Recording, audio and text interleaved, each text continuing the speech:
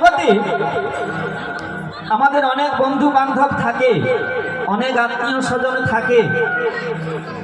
তো বাবা, স্বার্থ ছাড়া এই জগতে আমরা কাউকে কিন্তু আপন বন্ধু হিসেবে কাউকেই পাই না।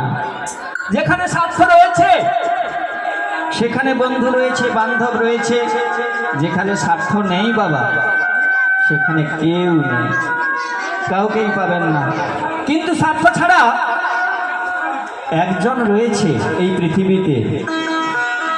তো তিনি কে?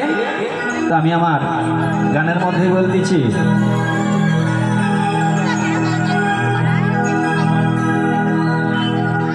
স্বার্থ ছাড়া বন্ধু বান্ধব কাছেও আসে না, বিনা স্বার্থে দুনিয়ায় কেউ ভালোবাসে না। স্বার্থ ছাড়া বন্ধু